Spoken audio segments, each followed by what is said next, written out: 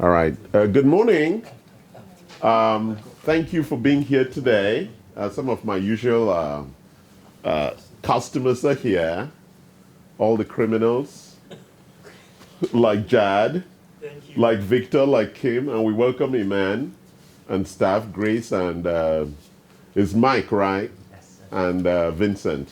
So we're running another workshop today. I apologize. Last week during the workshop, I announced there'll be no workshop this week. My brain was screwed up. So I know a couple of people have not been able to make it because they think we didn't have a workshop. So my name is Charles Sine. I am the CEO for Anti-Fragility Health. We run these workshops every Saturday as a way to begin and have a conversation around what we call anti-fragility health, which is actually how do you make yourself so that your health is very strong and not fragile.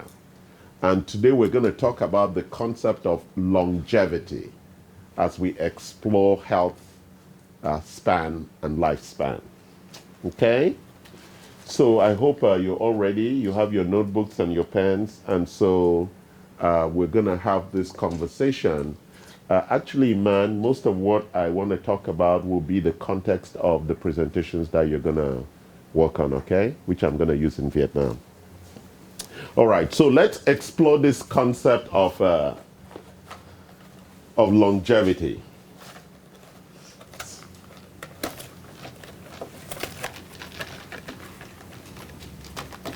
So what is longevity? What is longevity? Oh, wow, today I have purple pen. You live longer? Longevity. It's actually made up of two things.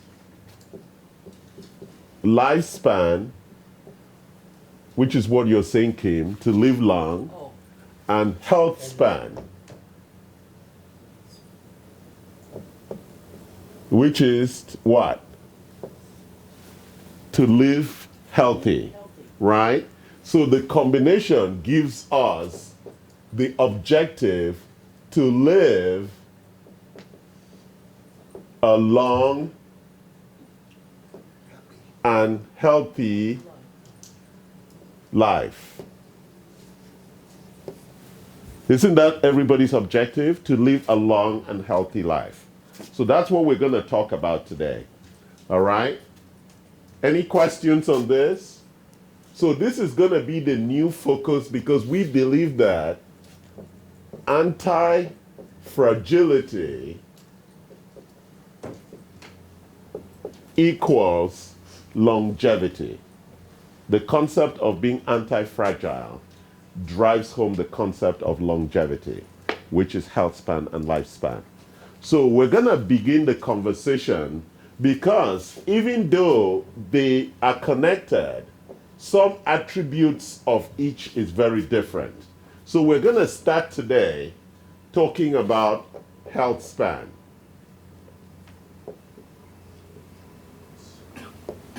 How do you live a healthy life? That is really at the core. To do that, we're going to talk about three things. Number one, we're going to look at the causes of chronic illness, which is one of the reasons why people die.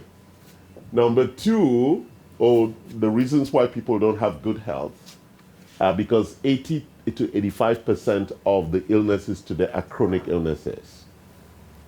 So I'm going to stop there and take a pause. What other kinds of illnesses do we have? So I'm saying 85% of illnesses are chronic illnesses. What is a chronic illness? Victor? Something that's continuous and doesn't go away. Correct. Something that persists, right? It's chronic, right? It's a very... What other kinds of illnesses do we have apart from chronic illness? Cancer? No. Cancer is a chronic illness. Acute. Acute. Yeah, acute illness. Acute. So give me an example of an acute illness. A flu? Flu. Yes, an infection. Those are infections. What else? It's an acute illness. Would a headache be? Yeah, but I want something general. So I've said infections. What else? Give me something else. No. No, ash is No, accidents. accidents. Oh, like Right? accident. You have to be in hospital, so it's acute. There's injury, right? So if you are injured, right? So injury is it's a big issue. So you're gonna connect with Iman. That's Iman, and that's Christina. Thank you for joining us. So the second thing we're gonna talk today about are these causes of chronic illness create certain things we call clinical imbalances.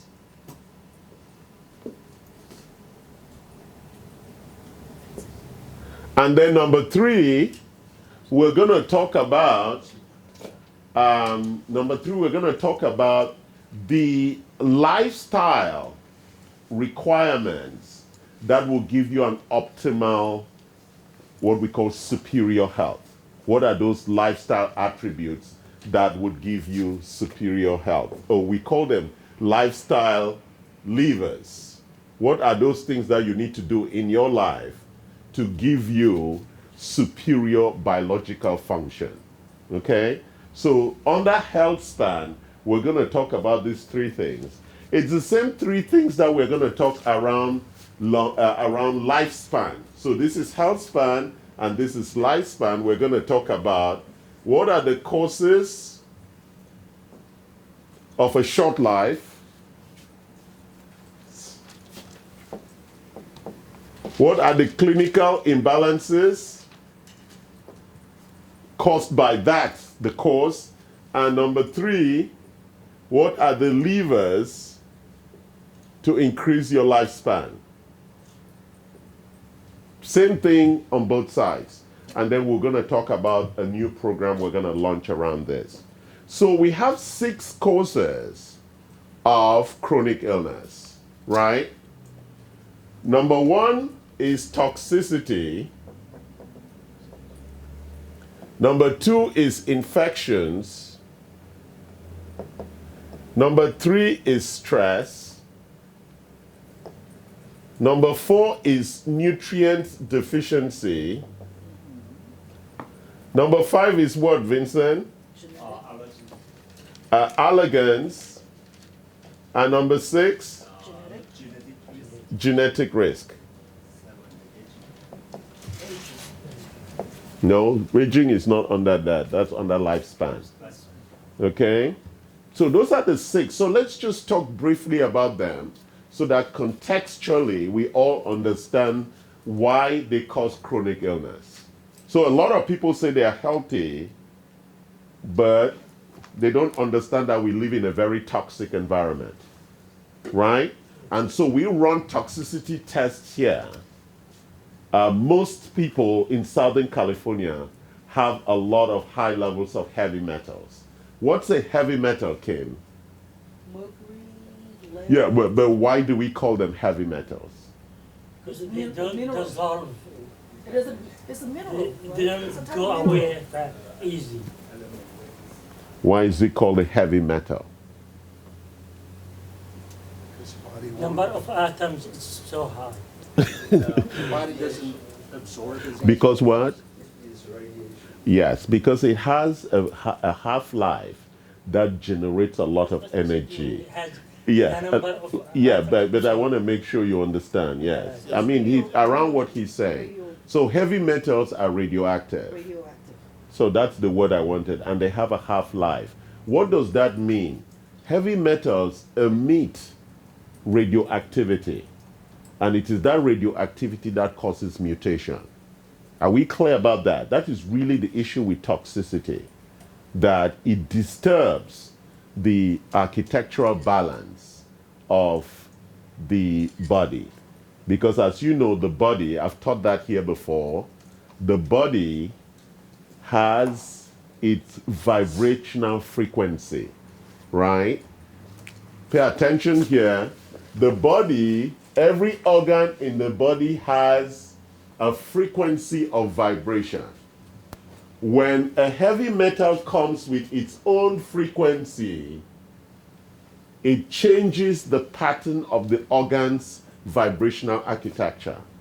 That change causes problems within the organ itself. So that's the issue of toxicity.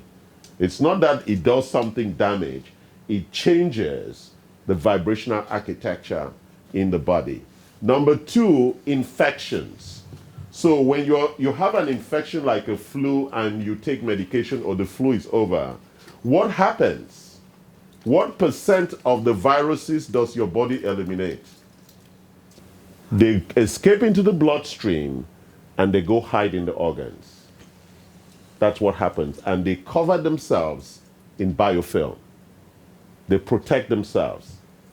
And one of the reasons they do that is because your immune system was not strong enough, is never strong enough to kill them all. And during the time when the flu is really raging, first of all, do we have a cure for viruses? Thank you. There is no cure for viruses. All we do with HIV is that we just reduce the viral load, right? That's why there's no medication for flu. All you do with flu is that you just reduce the viral load, but there is no cure. So if you have flu, the flu has to run out, or you increase your immune system to fight it. Only the immune system can push it down and really suppress it, because all those viruses are always inside of us. There's no cure for viruses. So it's a very important thing you understand that. We always have viruses inside of us, right? So infections, whether it's bacterial infection or it's viral, do we have cure for bacterial infections? Yes.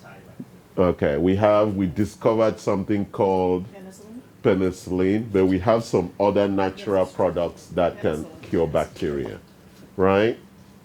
What is the body's architecture for fighting infection? Fight or flight. Your body temperature goes up to... Yes, that's an indication that there's a fight, there's inflammation, but what is fighting? Inflammation. Well, inflammation is an outcome of the fight. So when there is an infection in your body, there is a fight between red the blood cells, white blood cells. the white blood cells, and what are the white blood cells carrying in the fight? The virus? That's what you call the immune system, right? They're carrying both the NK cells, the T cells for that fight. And what they do is that they engulf those things and excrete them, right? That's why there's inflammation.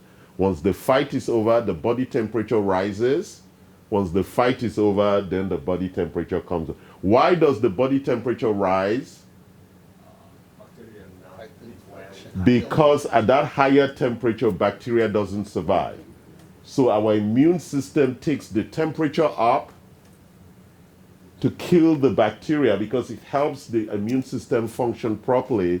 That's why in the old culture, when your temperature goes up, they try to bring it down, right? And sometimes that's dangerous, because if you bring it down too quickly, the person will die, because then the bacteria can go. So you have to wait before you bring it down. Because when the temperature is up, in my culture, when you have fever, they wait for for the fever to finish, because the fever is a representation of the battle that's going on between your immune system and the infections. It's very important that you know this and understand why fevers are really a critical sign of the body fighting, right? All right. Stress. How does stress contribute to chronic illness? What are the 4 causes of stress? Stress reduces cortisol levels. It increases the cortisol level. Not reduced. Okay, so but why does stress lead to chronic illness? It's related to sleep. No, hold on. Let's go. There are 2 kinds of stress. Imbalance hormones. No. There are 2 kinds of stress. There's acute stress, Receive. and there is chronic stress. Hold on. Learn. There is acute stress and there's chronic stress. Why is acute stress important? What is acute stress? Correct. It is our response to the environment. It is our innate response to the environment for fight or flight. Oh! right? That's a stress response. It's a good response because the body pushes cortisol that brings all the hormones and everything together for the fight or for the flight. So acute stress is okay. What is not okay is chronic stress. So what is chronic stress? Persistent. Yes, it's persistent stress that doesn't come down. Are we clear? It's very important people understand this because many people don't understand. That's why when we measure your stress, we want to see the stress respond this way. In the morning, it rises, then it comes down. That is a typical profile for your cortisol levels. For some people, it goes up and it stays there. That is very bad for the body. So now let's think about it. What does a heightened stress response do to the body? Sleep? No. Calm down. Just answer my question. Yeah. What does a heightened stress response? We're going to talk about the different types of stress. Okay. So answer the question. What does a heightened stress response do to the body? My blood It pressure tightens the go up. body, doesn't let it function normally, therefore it throws everything off balance through its chemical. No, hold on. I want for you to think about it. When they increase the threat level in America to level 4, what does that do to the country? Panic. Alert. No, We go there's to no panic. preparation. We have to deploy a lot of resources to protect, to guard against an attack. That is really what you need to understand. That's what the body is doing. So when somebody has broken into your house, what do? You spend more money on security, you put a surveillance camera, you spend resources now to up your response. That's what the body is doing. So when stress is persistent, the body has to deploy a lot of resources to be at the ready. And that weakens the body long term because it's using too much resources for no reason, right? We're putting security guards, like at the airport now, because of 9/11, they have to search your pocket, they have to search this, you have to take off your shoes. It costs a lot of money. Then why are we doing it? Because of terrorism. Before terrorism, we didn't care about that, right? Do you get the point? So now we are at a high level of stress because of the terrorist attack. The same thing with your body. When stress becomes chronic, it requires a lot of resources in the body to support it. So it is important that when I'm teaching these things, you pay attention because it's very complicated to understand or to go read it on your own. So what are the different kinds of stress that affect the human body that causes chronic stress? Number one is the stress of daily life, what Kim was calling perceived stress, right? I can drive through traffic and I'm not stressed. Most of you drive through traffic and you're stressed. Why am I not stressed? You chose not to. No, that's not. Because I took advanced driving. I know how to drive with people who don't know how to drive. You don't. You have not been trained to drive that way. So you're worried about all these people around you. I know because I can see whether they are doing makeup, they're on their phone, they are not braking properly, and I get out of the line from them. I chose not to be stressed and just deal with the traffic and just drive. Well, but most people cannot do that But because, that, Kim, that's why a lot of people are stressed. Yes, because most people cannot do what you're just saying. They cannot just drive without being stressed, except they're trained, right? If you have not been trained and somebody attacks you now, you're going to be stressed. I have been trained, somebody attacks me, I'm not stressed because I know I can kill them, right? There's a difference there. If you have not been trained to kill, you panic, right, Victor? So there's a difference there. So that's the point. If you've not been trained, you're going to be stressed in your response. What's the other issue? If you don't sleep well, if you don't sleep 8 hours a night, your body is under stress. Why is your body stressed when you don't sleep well? Because you're not recuperating, regenerating. Yes, the body has not had time, first of all, to do what? To clean. to take all the waste out of the system, to check that all the systems are functioning. That's what happens during sleep. It's checking each organ. Your eyes, is it working well? Your brain, is it working well? Right? So it has to stop when it hasn't finished its check. It's like you gave your car for service and they say it needs 1 more hour and you say, no, it's fine, just give me the car.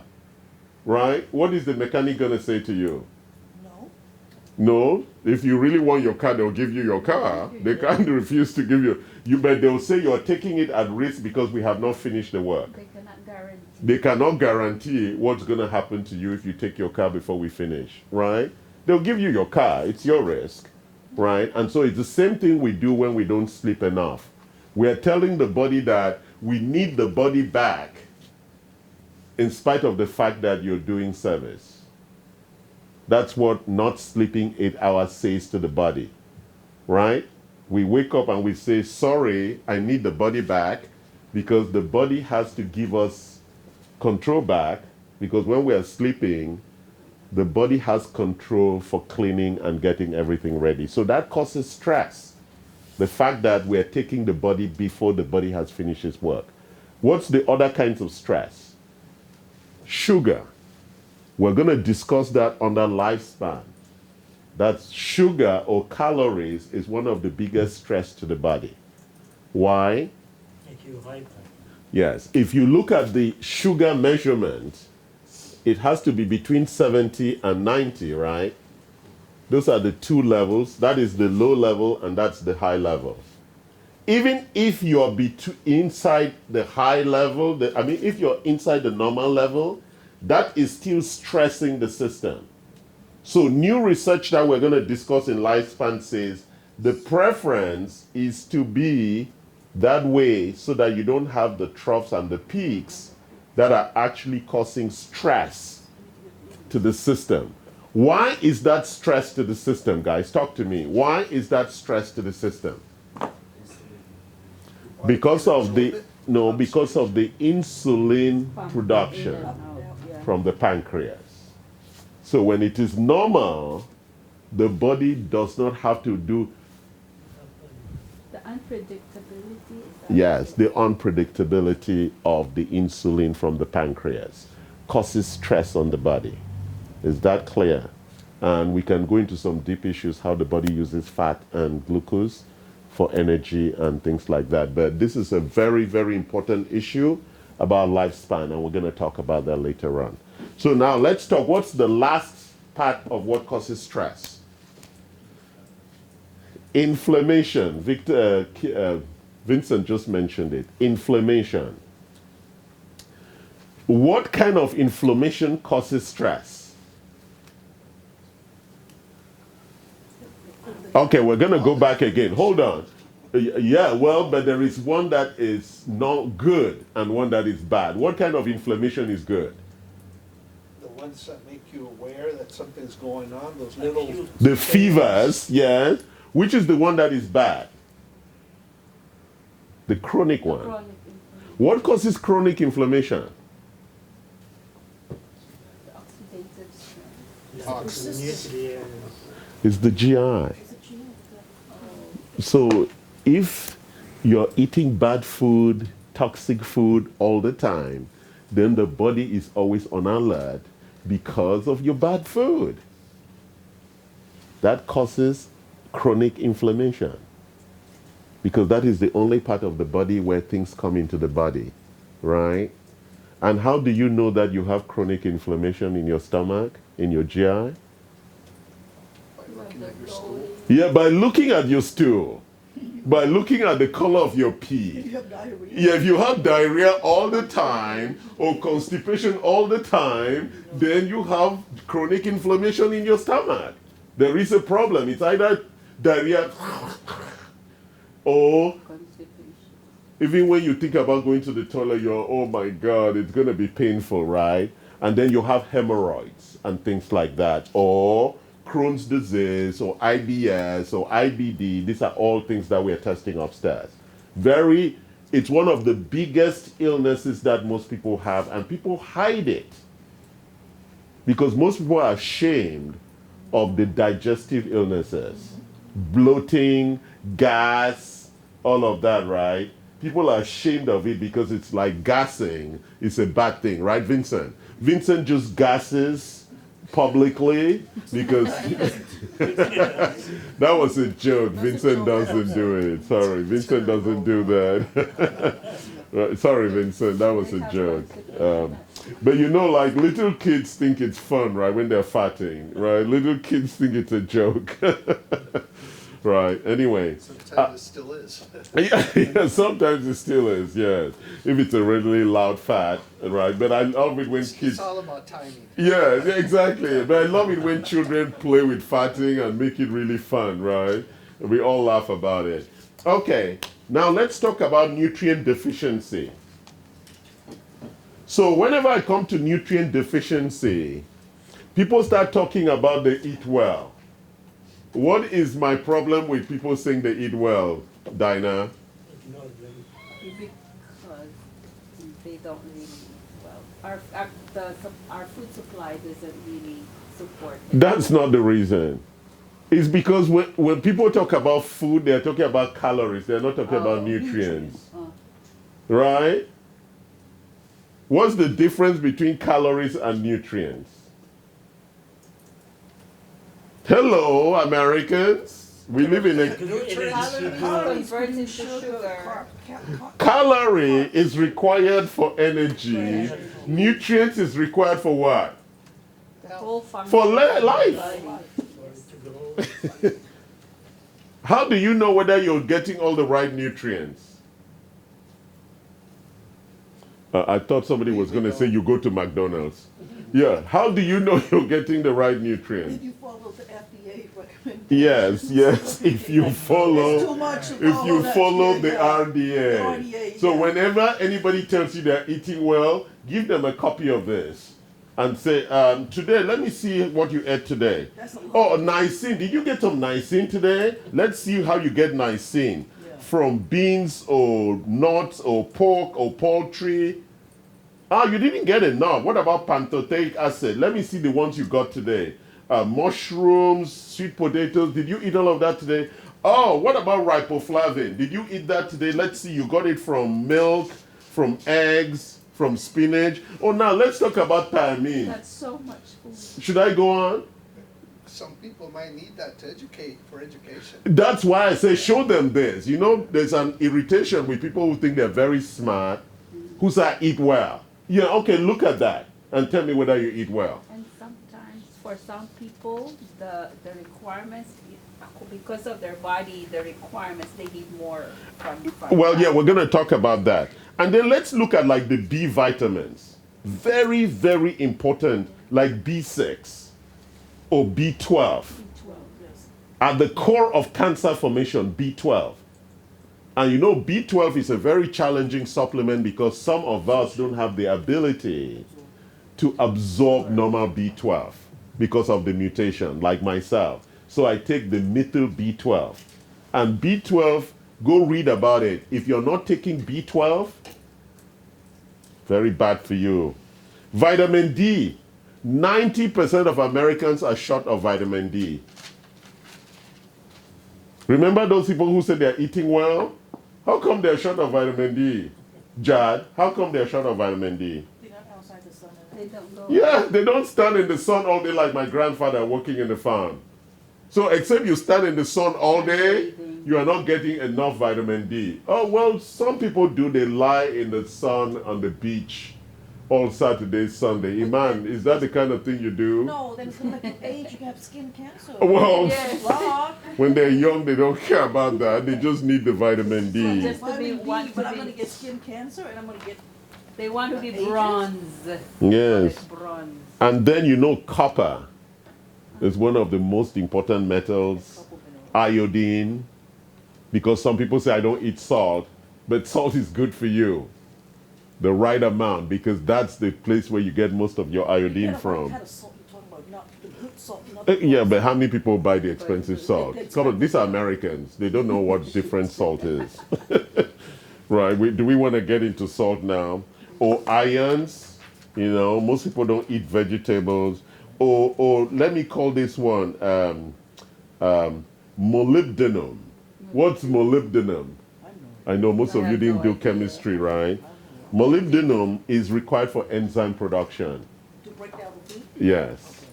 And it comes from whole grains, nuts, beans, and peas, right? And then that big one, right? Magnesium. Very important for your blood pressure. Magnesium, very, very important, right? Oh, I eat very well. Well, selenium, antioxidant, reproductive, zinc, growth and development, right? I didn't mean you should go eat some zinc. Actually, I take the liquid zinc. I have the Yeah. lozenges. Oh, the zinc one? If you have coughs or cold. Yeah. So, because it's very important for your immune function, zinc, right? They call it the tincture, zinc tincture. All right, so all those people who say they eat very well, I'm going to give you copies of this. You know all those your friends who are sick, who say they're eating very well, give them a copy of this. I sure will. Yes, and tell them that, just make sure that you're eating all of that, right? Tell them, just make sure you're eating all of that. So they don't begin to tell you how well they're eating. And then ask them which store they're going to buy all those foods. Right? Yeah, ask them which store they're going to where they buy all those foods from, right? Yeah, Costco. Ah, yeah. That is our healthy food store, Costco. Yeah. Okay.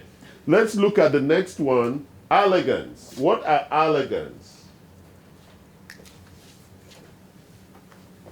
Kim, what are allergens? They cause chronic illness. What your system, your allergy, your system, your body allergy that doesn't, no? Not allergy? If you have allergies inside your body, there's something wrong with your body. The allergens are things from outside, Okay, so. like dust, like mite. Why does it cause chronic illness? Because if you're in an environment where there's a lot of outside attack, Your body it has- depletes the body's resources because the body is fighting all the time, Okay. right? It causes chronic illness. The body doesn't like environments where it's under attack all the time. So that's why I tell you, if you have flu all the time, That's not it's good very for bad body. for you. If you have infections all the time, like UTI and all the infections that a lot of women have, it's very bad for you. If you have coughs all the time, very bad for you, right? All kinds of things that persist are bad because it wears down the immune system and it uses all the resources in the body so that when the big illness comes, that's why in functional medicine, when we look at your history and we see that you have been sick a lot, as you grow older, we know that the big sickness is going to come because your body has been weakened by all the illnesses, right? And typically those are the people who get cancer because their immune system is already compromised a lot. Is that making sense? It's everybody. It's old age. Not everybody gets cancer. There must be a reason, right? So think about it structurally. The last one is genetic risk. So what kind of risk genetically causes cancer or causes chronic illness? Family history. You know why I don't like family history, right? Because nobody knows whose parents really are. I've said that so many times here. Genetically. So. Well, genetic. So talk I'm to me sorry, about. let me correct myself. Genetic risk is that I have to run the test to find out what. Oh, I said you were going to say something else. It's about inherited risk. Inherited. Yeah, so don't say Family history. family history. I don't know what that means. Many children are adopted today. So what's family history, right? Because if you start saying that, then what do adopted children do? So it's inherited risk. And what's that inherited risk? So we know that if you are unhealthy and you have children, your children are going to be unhealthy. That's a fact. That's why during pregnancy, women are encouraged not to smoke, to eat well, and to do things because it actually affects the children, right? And not to drink, all of that. Because if you do, the children are going to be affected.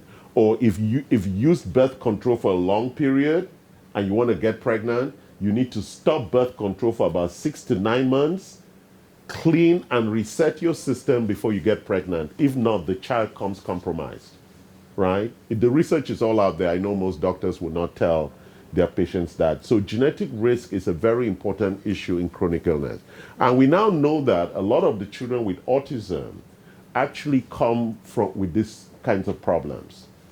Number one, autism is mostly to women having children late in life, above 35, 40 years old, which means that their eggs have been compromised. Mostly also, it's about exposure to a lot of these things in the home, toxicity, allergens, and all of that, that triggers autism and other things. And sometimes it's also from vaccination. The vaccination just triggers that response because of all the other things that have been compromised already.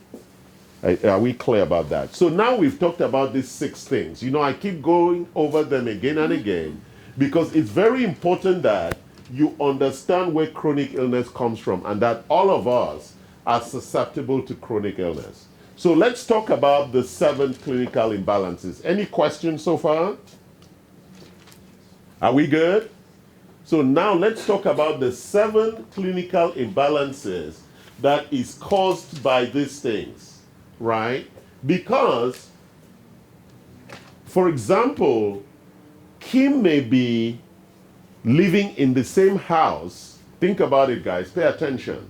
Kim may be in the same house where everybody has the same, but somebody else in Kim's family may develop cancer and not the other person. We want to talk about that. And that's what we measure here about the clinical imbalances. So you may have a high blood pressure and I may have high blood pressure at the same number, but I could have a heart attack and you might not have a heart attack.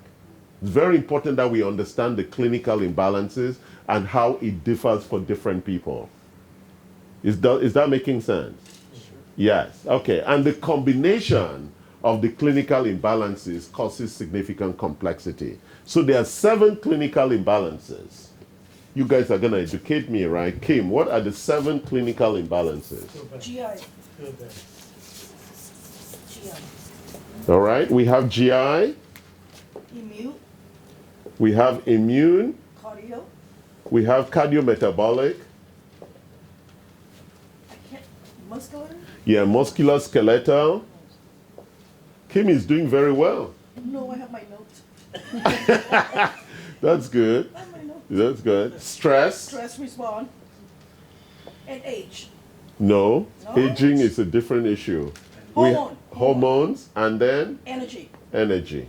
So those are the 7 imbalances. So I've just walked them through them very clearly. So the imbalance is gastrointestinal imbalances. All of those things we talked about, the bloating, the leaky gut. I have spent workshops where I talk only about GI. Today we're just going to gloss immune system imbalances, cardiometabolic imbalances, musculoskeletal imbalances. Victor, how do we experience musculoskeletal imbalances? You mean through bad back or bad finger joint? It shows us pain. Yeah, pain is the big indication for musculoskeletal imbalances because we have 3 things, right? We have muscle, bone. cartilage, and bone, right? In the musculoskeletal. And when there's any problem among those 3 things, like yesterday I got stem cell, I have a torn, what do they call that thing? Yes, that holds my shoulder, rotator cuff. So I got stem cell injections for that. I'm beginning to use it much better. And so whenever we have a torn problem, becomes challenging, right? The stress response, right? I showed you that stress response. It's a big imbalance. And a lot of us have bad stress response. What's an example of stress response imbalance? People like Kim who cannot calm down. You understand? There's some people who are just like Energizer battery. they cannot just like calm down, right? It's very important. If you're that kind of person, you need to find something to bring your cortisol level down, because that's a really challenging imbalance. That inability to sleep is or to just calm yourself down naturally. But she did well in the MRI machine. Oh, yeah. She I did the perfect. Ezra scan, Yeah. No, I did 40 perfect with minutes. Really good. Imagine Kim staying still for 40 minutes. We need to give Kim an award, right? that. No, because I don't have a choice. I know Kim, but that is even. He told me that do not move. Yeah, So exactly. do not move. Yeah. Yes, we can't move. But you know, Kim is also not very obedient. So for Kim to really No, because I not pay for it, move, so I have to be obedient. Because I don't want to do it again. Exactly. So there's a certain constraint you that you have see. to follow. So in Yeah. some ways, it means that if we pay Kim to sleep, she might sleep. I might. Yeah, Yeah. I don't know yet. No. Yeah, $2,000 Kim for you to sleep. That Like, will you gotta Kim will fall volunteer for asleep. that thing. Christina would volunteer for I that will thing. sleep. Yeah, Kim will like, why can I not sleep? No, they might have to be running like what I'm gonna do with the money that I can't sleep. So it might not work. No. Yeah, okay. But you see, so some people are just hyper. Yeah. And it's not good. People think, oh, that's good. No, it's not. If you're hyper, it means you have Blood pressure's cortisol. going up. Yeah, cortisol is running and it's harvesting the resources of the body to maintain that state of high alert. To maintain It's energy. very, very expensive for the body to maintain that state of high alert. You understand that? That's the same thing 9/11 cost us now. We had to create homeland security and spend a lot of money. And Right. internally we don't do. And then there is this big one that even people from Vietnam all over the world are calling me about: hormonal imbalances. It's killing even young women, young men. Do you know that erectile dysfunction is now the biggest dysfunction for men globally above 35 years old? You know, at 35. In my culture, men at 80 are still having babies, right? Without Viagra or anything else. So it's amazing how what has happened to our food and everything else, right? true, because- Even 80-year-old men in my village are still marrying young wives, right? 20 years old. My ex-father-in-law, great father-in-law, he has kids when he was 7 years old. Yes. Yeah. So his uncle is younger than me. Exactly. Yeah. Do you see the point? So we begin to ask ourselves, what's going on with the hormones? Right? There's a big hormonal imbalance issue. Many women cannot hold the baby for 9 months. A lot of women get miscarriage. A lot of women cannot get pregnant. Right? A lot of babies come out, you know, big problems with pregnancy. And then even after they have gone through the menstruation stage and they become menopausal, the big problems show up. Somebody called me yesterday, I cannot sleep. I'm like, hold on, it's not my problem. Calm down. Let's think about why you cannot sleep, right? Lots of reasons why you cannot sleep. But for women, mostly, it's that hormonal balance. And that's where we start. First of all, we give you nutrients. Because if the body has all the nutrients, what will the body do? The body will maintain what we call homeostasis. Homeostasis. That is what the body does when it has all the nutrients. It is happy. We finally have zinc and copper and manganese and potassium, right? We have enough of it, and iodine. Everybody, right? There is this distribution center, right, Jad? It's like you're working at the warehouse. We need iodine. We don't have iodine. We need magnesium. We don't have magnesium. We need manganese. We don't have. That is what your systems have been doing. You know those your friends who are ill, who say they eat well? That's the problem. Their warehouse is empty, right? They have no nutrients. Not calories, because Americans love calories. They don't have nutrients. Okay, it's a very important issue. All right. The last one is energy. Our energy metabolism, we're going to talk about it under lifespan. It's a very important issue. So I have trained here on the mitochondria, right? The mitochondria. We have a supplement here called MitoCore. Yes. Let me show you a picture around that. We've trained on that beautiful picture. Actually, yesterday I was reading on the mitochondria, and they said 1 million years ago, the mitochondria was not part of the human architecture.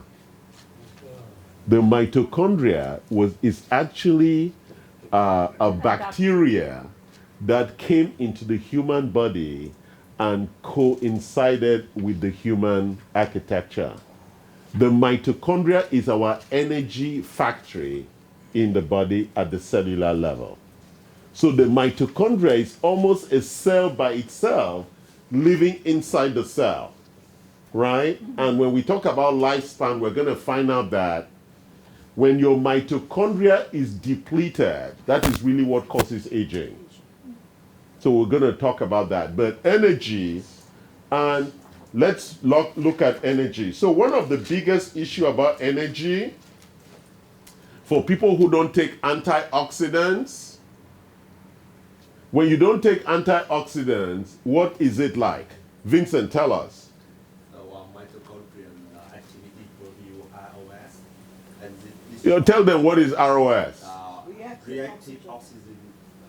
which is the exhaust from producing energy. If you don't take antioxidants, right, it accumulates and ends up in what she was talking about called oxidative stress.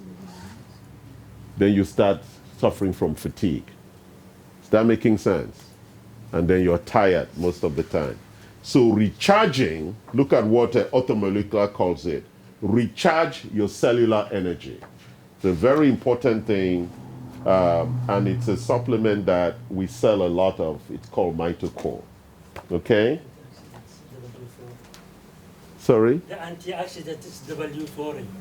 Is the new? W40. W40. Oh, exactly. I know, yes. Oh, yes. You know the lubricant that they give in your car, right? Okay. So we've talked about the clinical imbalances.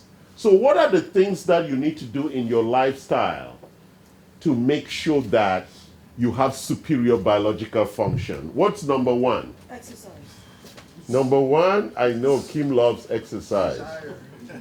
And some people are going to say, oh my God, exercise. Can we just pay someone else? Yeah, can we pay some or watch TV and exercise in our brain? No, that thing that Angela come out with, the head thing. That's to lose weight. But they claim you don't have to exercise, you can lose weight. Well, we're going to test it and we're going to see. Yeah, she's testing it this weekend. Oh, she is? Yeah, okay. So exercise. Why do we need to exercise? To build up your metabolism. No. You, No, your muscle. I'm sorry. Your yes, muscle, that is the muscle. only way you can build muscle. Muscle. And why do we need muscle? To burn calories. No. To hold the body. That's one, to burn. To hold But the what's body. the second one? Why do we need muscle, Victor? For stability. Thank you. Strength and stability. Strength, To stability. get things done, Stability.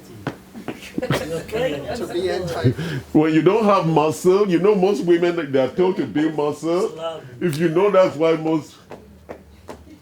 there's no muscle. And you lose strength and stability.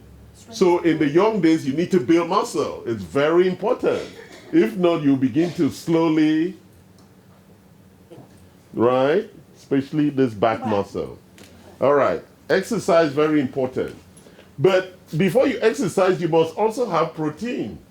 Yes. Because if you don't have protein, the muscles don't come from air. It depletes your muscle. Where is... Yes. You have to have So if you exercise without taking amino acids, you have the to- body is going to go to the warehouse and say, we need proteins to build muscle.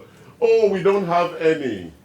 Right? So what do? You then have injury. Yes. Because you strain the muscles that you have because you're not building new muscle.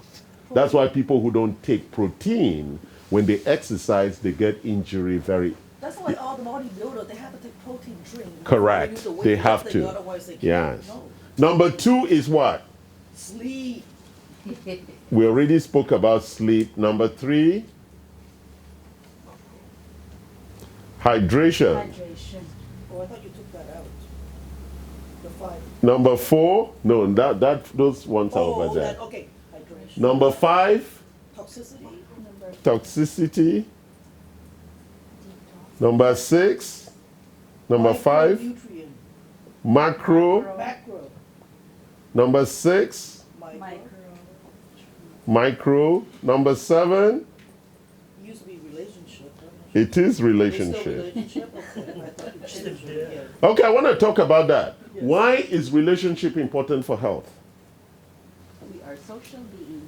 That's number 1. When we socialize, we're happier. Happy. When you Yes. can play, you feel better. Exactly. So that's why married people live longer than unmarried The people. hormones. So if you don't marry, you're not going to live as long as married I was people. reading. On average, on No, average. but I also reading an article. Sorry, I was getting some opposition here. I also. No, hold on, Kim, before you go ahead. But people who are married to more women actually live longer. I don't know about that statistic, but I read that people that married sleep better. Yeah, all of us. It helped with the. That's not true. Well, that's what I There are many, no. there are many people who are married who sleep in Because different they beds. Actually, they encourage you to sleep on different beds They said that because people that If you marry snore. that sleep longer than women. people that's that not married. true. So That's not what the true. statistics said. I don't yeah, know. no, they just live longer. But now it's different, Victor, right? Because if you are single and you have many women, you actually live longer because now all those women are No, because he contributing. doesn't have constraint, nobody nagging him. Yeah. That's why he sleep a little bit longer. There's no responsibility. Yeah, exactly. Like a bee, Yeah, that's what I'm got your own saying. flower. Yeah, Your it's hormones. it's pollinating all the No, flowers. he has his cake to eat too. There's nothing. That's why he sleeps No, longer. your There's nobody hormones. nagging. It's an issue of hormones release. Yes. All right. So relationship is very important, but there's another aspect of relationship that is very important also. It's the issue of forgiveness. And sense of security. Yes, it's important that we have the ability to let things go and be able to move on. Okay? Can we stress a good relationship? Yes. Oh yeah, bad relationship is not good either. So Yeah, but when you say good a relationship, you make it sound as if a relationship is static. A relationship is always improving. growing. Yes, a growing relationship. It's a better term than a good Growing. relationship. What is a good relationship? An evolving relationship. One that is mutually symbiotic. Let's talk about this word. What's the meaning of symbiotic? There's a movie that just came out that's winning awards. It's called Parasite. So symbiosis is the opposite of parasite. So the enzymes and the bacteria in our stomach is symbiotic, it's given. right? Mutual. We feed them and they break things and feed us, right? It's symbiotic. It's not parasitic. Beneficial. It's mutually Mutually beneficial. Yeah, give and take. You understand? So symbiosis is at the core of a great relationship. The give and take, right? Because if you're only taking, Mutual It's- benefit. yeah, it's a bad relationship. No. If you're only giving, it's a bad relationship, right? So we need symbiosis to have a good relationship, right? Okay, so these are the things that make you healthy. Is that a lot of stuff? Yes. Definitely. A lot of stuff. Yes. But you have a it's choice. You can die. It's either too much or you die, right? Die sooner. Yeah, you die soon. Well, that's what I meant. So if Yeah. you think it's too much work, why don't you just die now and then you don't need to do the work? Right, Jack? They just- But it's the essence of life. Well, then why did you say it was too much work? That's what you need to do to stay healthy and alive, so It's not that it's too much, it's we're getting educated too late in life. We should start at this in Exactly. kindergarten and well, Victor, you should have looked for me much sooner in your life, But our right? moms I should have opened the clinic much You sooner. didn't come sooner. Ah, I got you from the beginning. we're living longer now and we can have more careers. all right. That's Never true. say never. All right.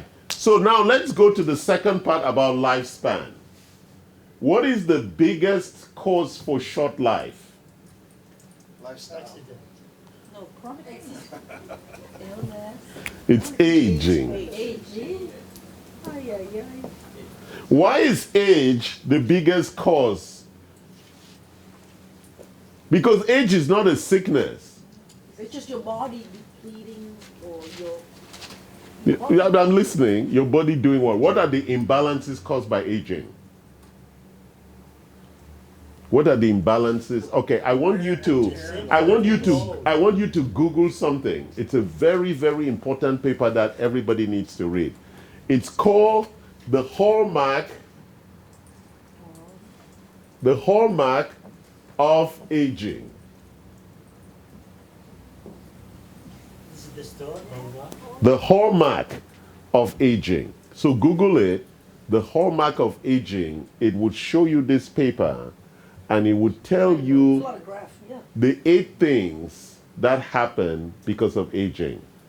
Genomic instability. Yeah, hold on. She's giving us one. What is genomic instability?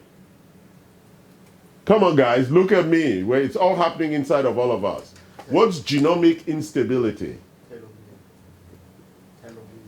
Okay, so what happens every time a cell divides? It has to make a copy. Pay attention, guys. Pay attention. You're not going to see it on your phone. Every time a cell divides, it has to make a copy. Yes. Oh, I remember. Okay, when it makes The copying, what happens when we make copies?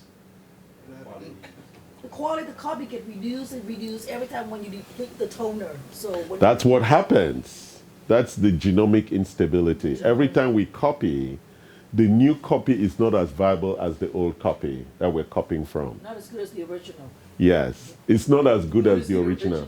Because you know, my genes are the original, everybody else is a copy of that gene. Right? So as we go around the world copying, That's we have genomic instability across the world, right? So you go to some cultures, they have a lot more illnesses than other cultures. And so as early man migrated out of Africa, that's the genetic story, they had to go and combine with Neanderthals and other things to create other races. In that architecture, they created some inherent genetic instabilities. You understand? So it's important that you understand the issue of genetic instability. That's why in some cultures, people are very short. Some cultures, they're very tall. That in itself is a genetic instability. You understand? Because if you're very short, there are good and bad things about that. If you're very tall, there are good and bad things about that. You get the point, right? So if you find out that like African Americans who play basketball who are very tall always have problems with their knees as they grow older, right? The advantage that you can dunk, but later on you have to pay the price with your knees. So all of those changes are what we call genetic or genomic instability. Yeah. What's the second one? Telomere attrition. Telomere attrition. What are telomeres? Come on, guys, talk to me. They're inside our chromosomes. No, they are the edges of the DNA strand. Oh. Edges. The strips at the end of the strand. So as they're copying, like your shoelace or my shoelace, those edges get frayed. That's what we call the telomere attrition. That means that if that is not holding the DNA strand properly, and it's copying, when we are making copies, it's frailing, it causes also instability of the genetic architecture. Do you understand? So that attrition and the genomic instability are very big issues. You see, it has nothing to do with all this stuff. Now we're talking about aging. What's the third one? Loss of prostasis. I can't pronounce that. Prostasis. Yes, loss of prostasis. Okay, loss of prostasis. I'm not going to go, that's too deep. Yeah. What's the next one? Deregulate nutrient sensing. Yes, nutrient sensing. Okay, let's talk about nutrient sensing. There are 2 things that drive the human clock. What are the 2 things that drive the human clock? Circadian. Light and food. Those are the 2 things that drive the human clock. light and food. Nutrient sensing is a critical part of our existence. If there was no light, what would happen to us? Ew. No, we would not exist. There will be no energy, Yeah. no food. Exactly. If there was no light, there is no life. Light and life. Connect. Yes. It's like water. If there is no light, because ATP at the mitochondrial level comes from the sun. If there is no light, there is no life. And if there's no food, there is no life. Right? So light and food are critical at the core of survival. So nutrient sensing. Now let's talk about nutrient sensing. Remember, I was telling you the picture of going to the warehouse asking for magnesium. You know how when you go to the shop, right? Who is doing that selection? Oh, I need more iodine. Oh, I need more magnesium. Oh, I need this, right? There is an architecture in our body that does nutrient sensing, that goes shopping. And where does it go shopping? From your From your gut. See, the From your muscles. gut. That is the shop house, isn't it? So if it comes to the shop house and there is no magnesium, what does it do? It slams the door. It says, muscle guys, there is no magnesium. Then you start feeling pain. Why do I always feel pain? Yeah, we don't have no magnesium. You We, don't sleep. yeah, because you that- can't sleep because of the pain, right? Do you see how it works? So nutrient sensing, the architecture for nutrient sensing, we begin to lose it with aging. What's the next one? Mitochondria dysfunction. Oh, the big one, right? I just spoke about mitochondrial dysfunction. Why does, over time, we lose that ability? So, we are told that in cancer cells, once the mitochondrial function is less than 70%, the cell becomes cancerous. So, mitochondrial function is really critical for cell viability. So, cellular energy is a critical part of life. And mitochondrial dysfunction is a very critical issue. What's the next one? Stem cell exhaustion. Stem cell exhaustion. Okay, tell me, guys, where are stem cells stored? In In the fat. adipose. In the fat, in the bone marrow, Bone marrow. in the blood. Blood. Yeah, it's in the blood. What are stem cells used for? Saliva too, no? Yes, in the mouth. Thank you, in the saliva. What are stem cells used for? Regenerate. I love this class. You guys have been paying attention. For repair and regeneration. So what happens as you grow older? Your stem cell die. and then No, it's- you'll be using them all. It's used up. You've used up. Use up. So that's why to repair, I got stem cell injection, right? New stem cell. So stem cell exhaustion is part of lifespan, right? But also the stem cell, when you get older, even you still have it, it's not as good as it was. Like the eggs for a woman. Yeah. The vibrancy. Because we come with all our stem cells, Yeah. and all these things affect those stem cells That is- over time. That's why women's egg also by 40, the eggs are not as good. As a 20. That's why in the old culture, they want women to get pregnant at 14, 15, 16 because they have very strong children. That's the age. Compared to women who have children at 40, you cannot compare those kids had at 14 to those kids had at 40. The 14 kids at 14 are much stronger and more viable than kids for women had at 40. That's why the old culture encouraged women to have children early, right? Because the eggs are still very viable. You understand? The research shows that very clearly. And so we end up with very sick children when women have children late in life. What's the next one? I think that was all. No, one more. Altered intercellular communication, right? So even in the cell, when we look at the mitochondria takes its energy instructions to make energy from the nucleus. We call that intracellular communication. And then all the cells, so let's talk about how does a cell know that it is supposed to be a muscle cell, a heart cell, a blood cell, a brain cell? How does the cell know? Hello, Americans, you're all human beings. Shouldn't you know this? Hey, Google, I don't know. How does the cell know? Where does it get the instruction? Cellular signal? Yes, through cellular signals. So the cells that are around those, they know to signal who that next cell should be.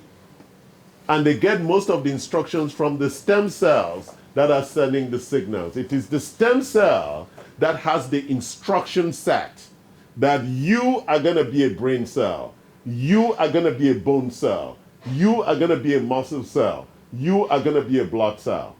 So very important. I have a question. So if that stem cell tell me that I have to be a brain cell, but what do I need to have inside my cell to be a brain cell? That's logic. It's a different kind of cell. If you look at a brain cell and a bone cell, they're different cells. I know, so Yeah, it gives you the instruction. to become a Yes. Okay, that's It gives you, and what would you need? If it gives you the instruction, then what do you need to become the cell? that's what that is. I can't You need nutrients. Nutrients. Okay.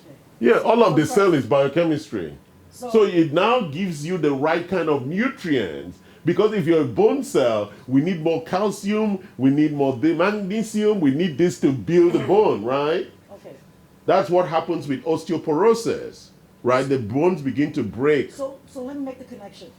That means the stem cell tell me that I need to be the bone cell, and it's going shopping for the No, nutrient then that that shopper, the nutrient sensing, Nutrient sensing. says this cell is supposed to be a bone cell, so let's go shop for a bone cell. Also the expression of the DNA different from Yeah, I didn't want to go into that, yeah. Okay. Yeah, and that's where the shopping happens. The shopping. Because in the expression, they now say these are the nutrients that this cell needs to develop. And if I don't have the nutrient, then it doesn't have the No, it would develop deformed. That's why people have deformed cells. That's why some women can't get pregnant, because their ovaries were deformed. Right? Yeah, so that's how you end up with deformed cells. Or you have a deformed leg from birth, right? Or you come out with 5 fingers or 6 fingers, right? There are lots of deformities. Or you come out with 1 eye, or you're blind, or you can't hear. Those are all the deformities that happen based on instruction, on signaling. Is this making sense now? So, what are the levers? So you can Google that. That's where you got all of that from the hallmark of aging. Those are the clinical issues that is caused by aging. What are the levers now that you can, what can help you reverse aging? This is all new research. There is one big thing we've been talking about. What helps you to reverse aging? Reverse. To Not reverse. maintain. No, there is no maintain. You can't stand still. You're either aging or you're not aging. Besides diet and exercise. Yeah, what about the diet? Well, you gotta No, have your daily Lower intake. requirements that is for plus- health. What you about need your low diet? fiber and- No, there's something else. I was talking about when I drew this diagram. It is low calories, Intake, low calorie diets is one of the big issues to reverse aging. Low calories. fasting. Fasting is a type of. low calorie. So I'm in the fifth day of not eating lunch, because most of the research is showing that if you eat only once a day, it's actually very good for you. As long as you take, that is for calorie. No, you see, every time I say this, people get confused because Americans don't understand the difference between calorie and nutrient. I said low calorie. I didn't say low nutrient. There is no excuse for nutrient.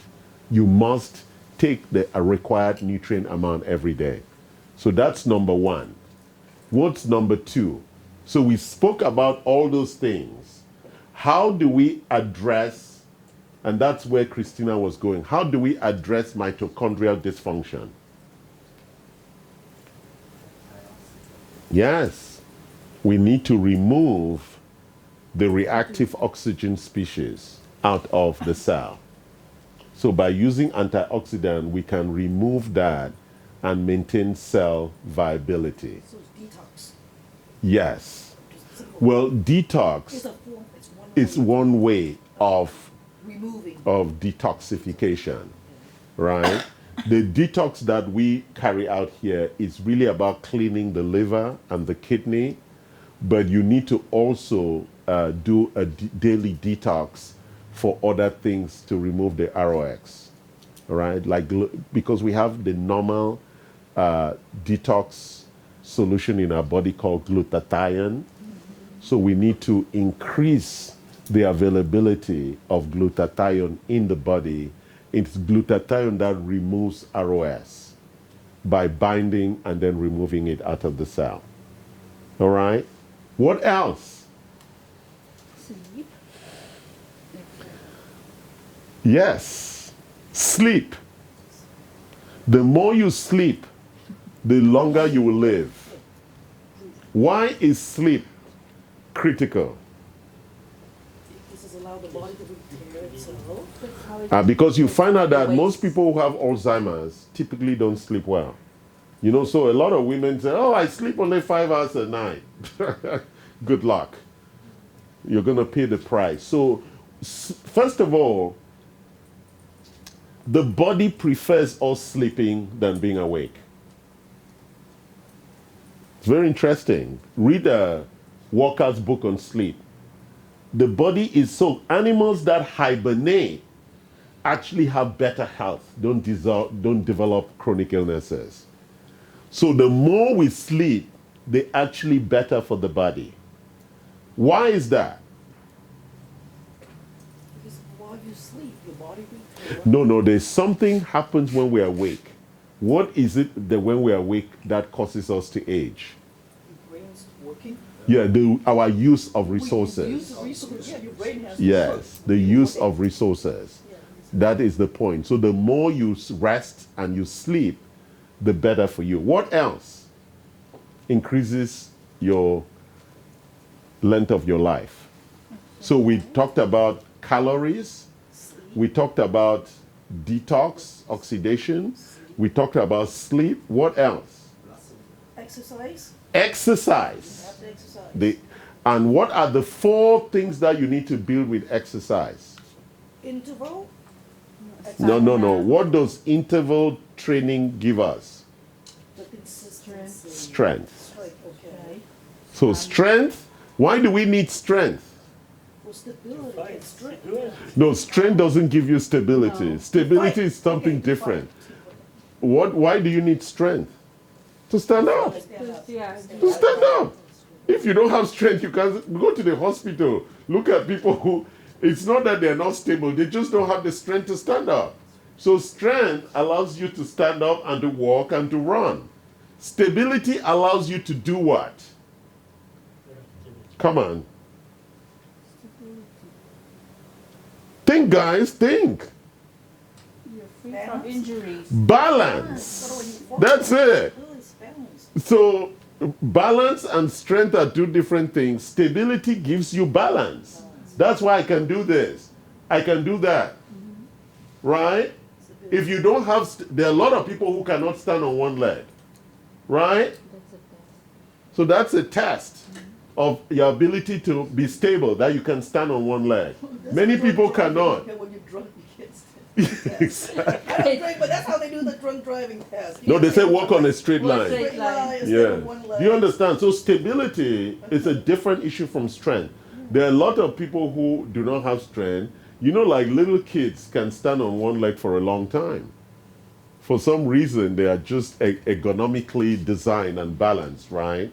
Oh, you look at those Closer to the people who ground. do Yoga. and gymnastics, right? They can stand on that bar on one leg and somersault and land on that bar, I know. right? Balance or roll, jump, somersault, and they land, Then have right? home problems later. Well, There's that's something another else. But I'm just talking about stability and balance. Okay, now what are the two other things about exercise that you need?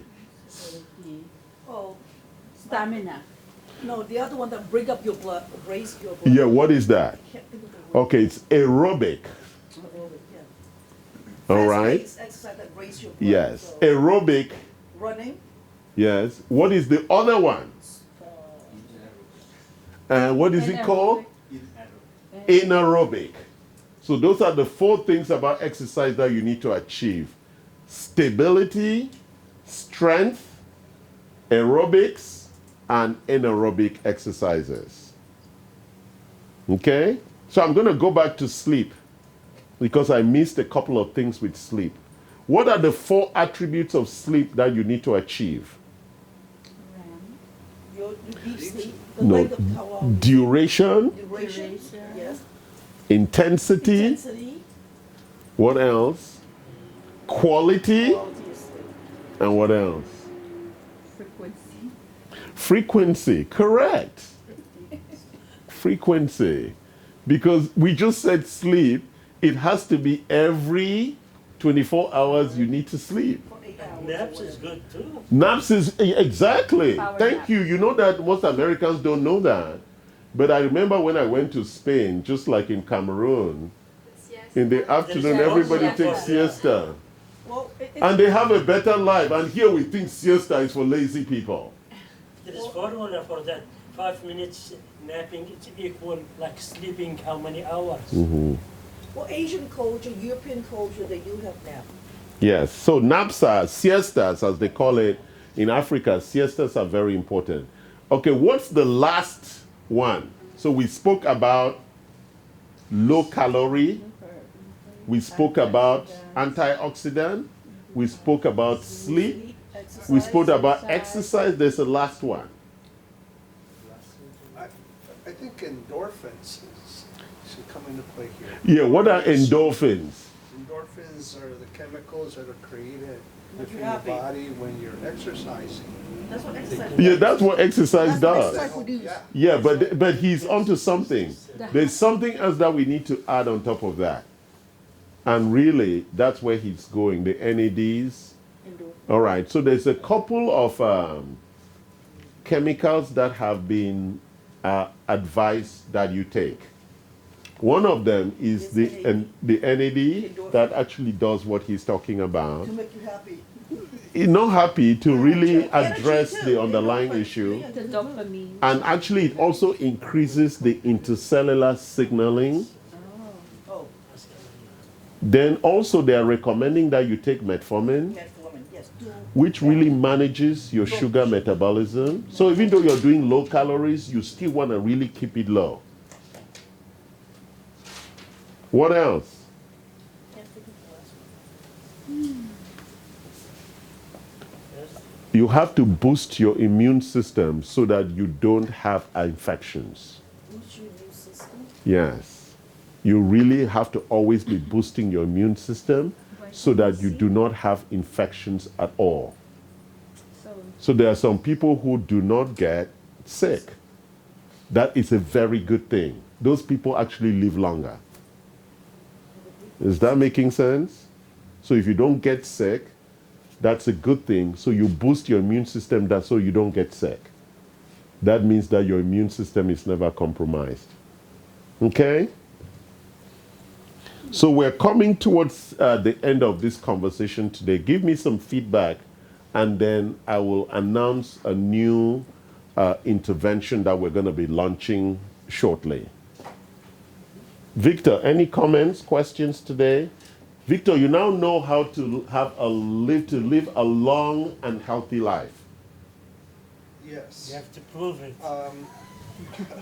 Well, what in my personal journey right now, it's the mitochondria that brought a lot of attention to what I think I need to do because I'm doing several of the other things. So um, that's a plus. And thank you. The class was informative at all levels because you were always bringing up new topics or same topics in a different way, which makes sense to me. Mm-hmm. I like some of your analogies. And it's nice to see people are listening and coming to class. Yeah, and reinforcing. And we have quite a few people watching online too. Yeah. I'm learning that. Thank you. Yeah. Jad, how was it today? It's good. Any But, questions? You know, just I want to mention something that this lecture should be for younger generation to understand. No, they're too distracted with life. They don't know. They don't know Because that. already we are consumed. Jad, you know, when we were young, we didn't have time to. We think we'll live forever. I know when I was young, They I don't was think it's like, important right now. yeah, I It's didn't not think I was going to get old. I thought old was something that wouldn't happen to me. I thought I'll be young forever. Until you get old and you Right, become young, Iman? Yeah. Isn't that? Iman is young. She thinks she will not get old. I first knew Iman when she was, what, 22? So I've known her for more than, what, 15, 20 years? Yes. And when she was young, she thought she would never get old. But now, as she's getting close to 40, she's like, shit. Iman, this is your first time listening to my lecture. What did you think? It's very informative. I took a lot of notes. And now I want to go back and like research everything. It's a lot. Yeah, it's a lot. It's a lot, It's a yeah. lot to digest. This is from thousands and thousands of research papers. Yeah, we've comprehensively put a very tight program together that's supported by the evidence. That's the big thing. And all the nutrients that we use here are also supported by that evidence. Christina, this is your first class. Very interesting one. It's opened my mind. It's very impressive. Thank you. I appreciate it. Kim, you're normal. Well, even though Iman said there's a lot of information to research, but if you think about it, every single class, every single lecture, and I think that Victor can agree with in some point, is all about the 7 imbalances and the lifestyle. Yes. It doesn't matter what subject we talk about. It's all about the causes, the imbalances, and the lifestyle. Lifestyle. So if you understand those 3, then you got it. If you can get those 3, and you understand those 3. Yeah. So thank you, I Kim. Because Victor brought up something that we're going to discuss now after I go around, which is a lot of people know this shit. Most of what I'm saying today is not new. Yeah, that's right. Except The question chemistry is, part. why are they not doing it? And we're going to talk about that shortly. Except the heavy chemistry part. Yeah, well, I do that because it's important you understand that there's a lot of chemistry A there lot of chemistry. and why those things are very important. And you need to understand it. It's your body, right? You cannot outsource it to somebody else, which is what we've done with most of our lives. We outsource it to other people, then we say, oh, why is it not working? Well, you outsourced it. So you need to take it back and take ownership, right? If you buy the wrong olive oil, that is your problem. It's not the problem of the people who diluted it. It's your choice. Right, Jad? If you don't buy the right one, it's your problem. You need to find the right one to buy. What do you think? You come to the workshop. She's a staff member anyway. Dinah. So it's, as she said, we know this a long time ago. Our moms told us to take naps, go to sleep, go to bed. It's time for bed, eat, and all that stuff. But also the action part is the more critical for me. Like Taking action. learning all of these is the action, because only in taking actions we get The all outcomes. the results that we want, and then we can also tell people about it. Yes. Which is the relationship part of it. Yes. You know, it's like Victor walked in this morning and I looked at Victor, and I've known Victor now for about a year, right? And I was like, man, you look good. Yes, he does. Seriously. Yes. He looks good, isn't he? I mean, Jad, you Vibrant. look good too. I mean, I lost weight for the 1 month, maybe 7 to 8 pounds. but you're looking good. You're looking healthier and feeling good, right? Yes. So, I mean, the evidence is here Yes. that we're all looking healthy, because, you know, we don't just talk about weight loss, we talk about healthy weight management. Yes. Because weight loss is really the wrong idea. It's about the healthy weight that your body can carry and gives you strength and stability. So, take my daily mince plus something. I know. I just- His nutrient pack. His nutrient pack. I learned to not eat at night. 5 o'clock is the last Yeah. thing I put it in my mouth. Exactly. So, Very important. Yeah. Victor? Vincent, sorry. I like the fact that our class aligns the current and most advanced research. Yes. I attend every class and learn new thing every Yes. class. So we do a lot of research to support all of these presentations that I'm doing. One of the latest things that David Sinclair's book just came out on LifeSpan. He has lots of talks on YouTube, and he talks a lot about lifespan. And I've spoken about his example already. He reduced his biological age from 50 to 30. Wow. And that's significant. And the evidence shows on the measurements. What about his facial? Actually, physical? Google him. You'll see how young he looks. Yeah. He's 50, and he's reduced his biological age to 30. And so it's very important, because when you get on a body composition machine, it tells you your chronological age, but it also tells you your biological age. So I want to make sure that most times when you come in, that you get on the machine and you begin to see when you're doing those things that your biological age is actually falling. There's a lot a person can do to stay healthy and reduce your biological age, but you got to start with an intention. You got to want to. That's what I You want to gotta talk have about. vision Yes. Yes. That's what I want to talk of about. The person you want Yes. to be, the body you want to have, Yes. the temperament. Yes. And if you have that vision, then you have a goal. Yes. So let's just talk about that. Mike, I didn't ask you because you're on the camera, but any feedback to us? Oh yeah, it was very informative, and like we mentioned last week, all these information I learned it in high school, but I never used it. So it's the way you structure it. Yeah. It's like a mindset. Okay. Like when I go out, I don't look at calories anymore. Nutrients, exactly. Thank you for that. Thank you, Mike. So let's quickly just talk about implementation and the challenges about implementing and enrollment. So there are two big issues that we face. Number one is implementation for ourselves. Number two is enrollment.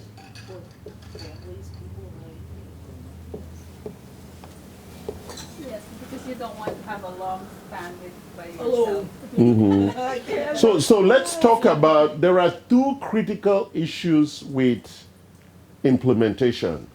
Number one, that's what Victor was talking about, is really a vision of what we want, right? And the mindset Mindset. that is required for that.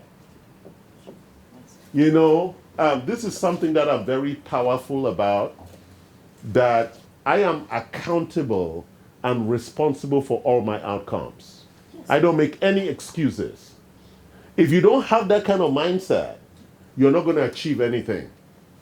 You must be responsible and accountable for all outcomes. All of us come with weaknesses, right? Yes. My family wasn't rich. I didn't go to Harvard. I wasn't born in America. I could look at certain weaknesses. That's why I cannot be president.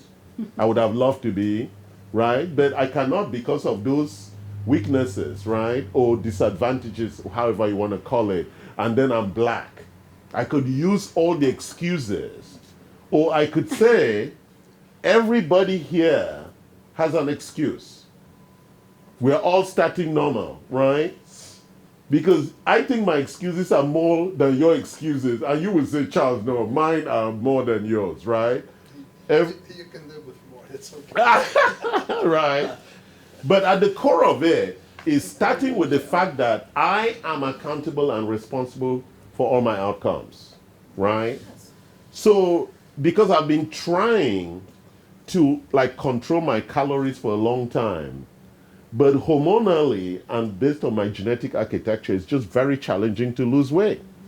And then when I read LifeSpan, I just realized, okay, if these guys can eat once a day, why can I not do it?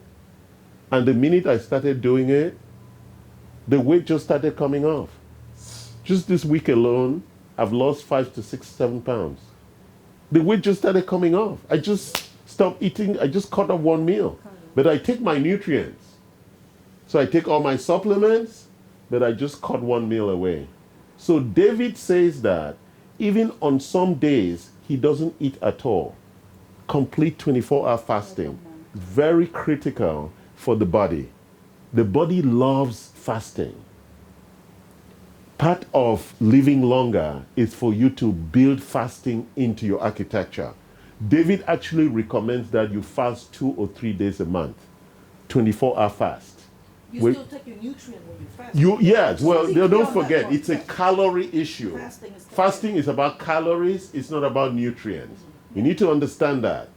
You must take your nutrients, but you can cut down the calories, and then you balance your sugar level very clearly, and then look at diets where you're eating more protein and fats than carbohydrates.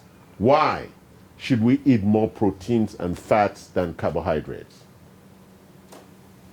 Make the connection, guy. I've been teaching you all day. Protein to build muscle, carbs for energy now. Well, no, Fats fats for for energy. fat for energy. So proteins are critical for building muscle, for strength, stability, and those things. And the fats are now your new energy source because the brain actually needs fats. Good fats, Good fat for the brain. right? Carbohydrate then should just be minimal. Minimal. You don't even need it because we already have enough fat, right? And it's a more efficient fat source. Therefore, when the mitochondria is burning fat, it has less ROS. Because the ROS actually comes mostly from burning glucose. Is this making sense? It's a more efficient energy production process. So you don't need that much glutathione if you're burning fat than if you're burning glucose. It's very clear, right, guys? So the one thing that you need is, but you also need measurement, right?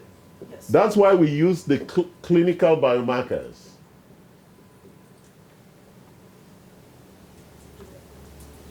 Right? So you need measurement. Where am I starting from? Where am I going? Where am I? How am I doing? And how? And then there's a third thing that you need. You need to build what we call maturity capabilities. How do I get, what is my first resting point? We call those pit stops, right? In the next 3 months, I want to lose this kind of weight, then I'm going to take a rest. You need to rest. If you just keep going, you're not going to be able to make it. You need to that's why they say even during the week, you need to have one day where you take a time off, right? So if you don't eat sugar at all, one day a week you should have some sugar. It's very important. Your body still needs Yes. Then after some time, your body is not going to need sugar anymore. You're not even going to think about it. So now if you currently eat sugar, we cannot tell you to stop eating sugar completely. You should like reduce it to 2 days a week, then 1 day a week, then soon it will just disappear. You won't need sugar anymore. So it's important that you follow a capability process that allows the body to slowly withdraw from all those addictions that we have, right? Get used to it. Yes. Don't think about it. Even about sleep also. Because we say sleep 8 hours, it doesn't mean that if you're sleeping 4 hours now, you try to sleep 8 hours, right? You start to sleep 4.5 hours. You try to sleep 5 hours. You try and sleep 5.5 hours, right? Slowly you begin to build it up. It's incremental. Yeah, it's incremental, right? Then you begin to appreciate when to drink water, when to pee, how to go back to sleep, when to go to sleep. For everybody, it's very challenging to find the right, what we call sleep hygiene. Same thing with exercise. You don't exercise at night. Exercise is better until 3, 4 p.m. in the day. That's what they say from a metabolic perspective, right? Because if you exercise late at night, it's going to affect your ability to sleep.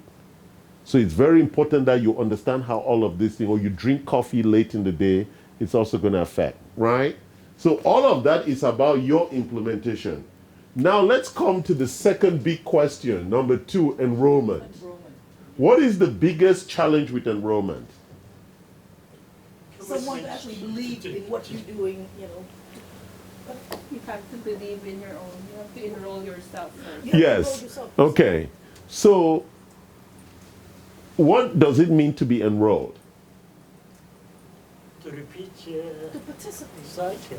No. To So buy in, so this is the cycle we go: knowing, knowing, doing, Repeat.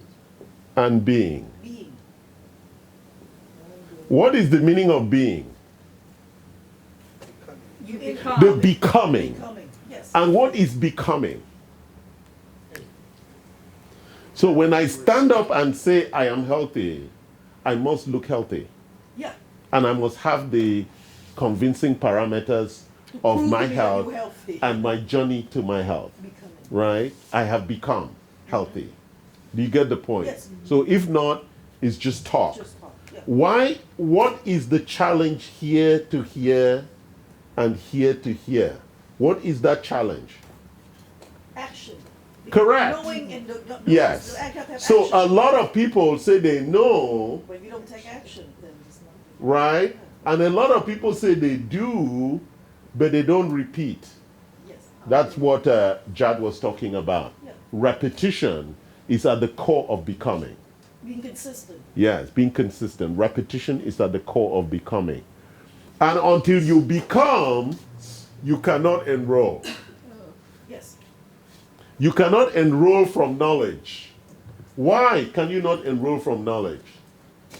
Because that means you don't have a commitment. You just talk. No, because you're all full of talk. Talk, yeah. You actually have to do it. So Do you see the knowledge point? is not enrollment. Even though it's all talk. It's tough. Okay, but I want to talk about the 4 other things that are critical about enrollment. Number 1 is integrity. Yes. If people don't trust you, you cannot enroll them. If they don't trust your word, Yes. you cannot enroll them. And where does integrity start? It starts with yourself. So if you cannot have integrity with yourself, you cannot even enroll yourself, right? Because if you decided on the 1st of January that you're going to be exercising every day this year, and by January 5th, you have exercised only once, what does that mean, Jad? Yeah, You're not ignorant. becoming. You're not It becoming. means that you have no integrity with yourself. yeah. Right? And therefore you cannot enroll anybody because you can't even enroll yourself. You're a liar, You keep- right? not You keep cannot your you word. cannot keep your word.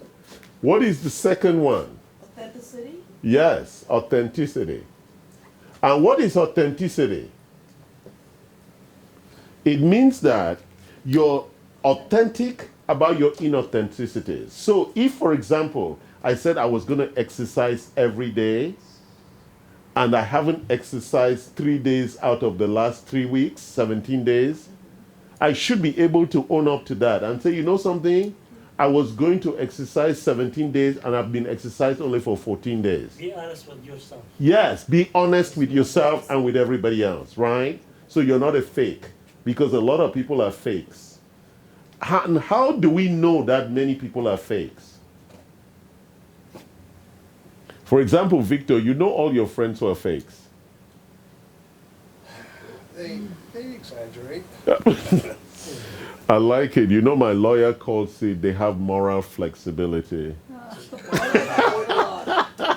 away. Moral flexibility, they lie, right? I just say they lie. But you are saying they have a what did you just use? Exaggerate. Yeah, they exaggerate. Exaggerate. You see how he's playing with English language? But we know that they're not authentic. If they say they're going to do something, they don't do it. They don't have the ability to keep their word and to be authentic. And then number 3 is what I was talking about before, that you stand for yourself. You must take a stand. Most people don't take a stand on anything. They are not committed to anything. Right? They lie that they're committed, but they're not. How do we know people are committed, Kim? They actually have to take action doing it and becoming, otherwise, no. How do we know they're committed, Vincent? No. I've trained you guys. How do we know people are committed? You see the By results. action. No. They have skin in the game. Oh, skin in the game. Yeah, he did skin in the game. Yes. That's the only way you know they're committed. The chicken and the pig.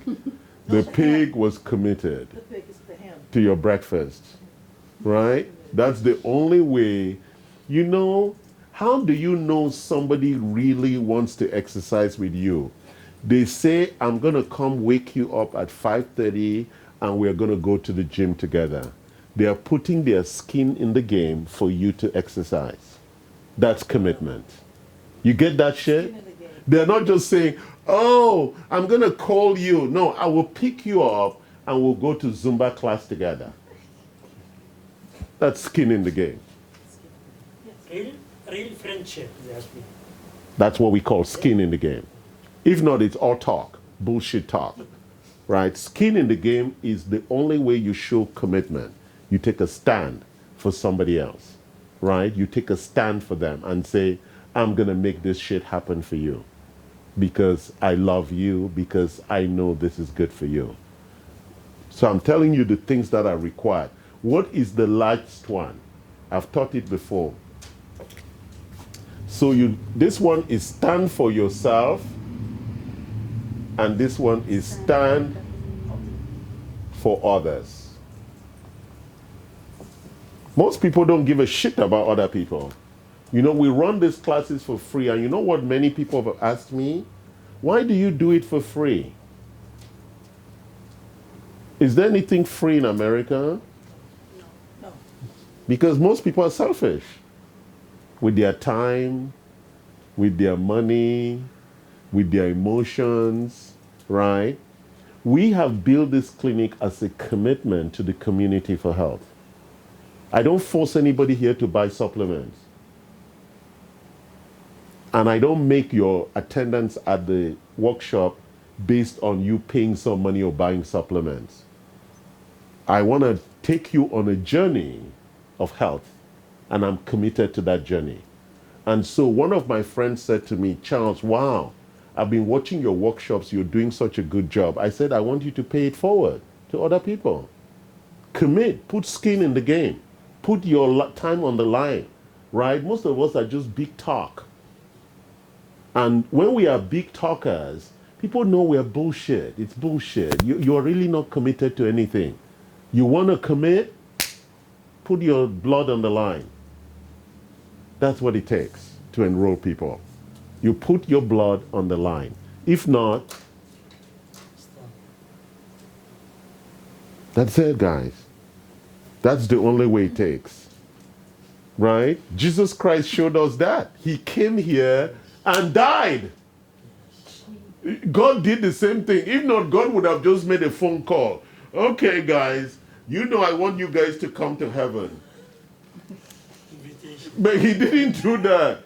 He sent his own son. I have skin in this game. It's a very important. So now we're like, wow, he put his own son. We got to follow.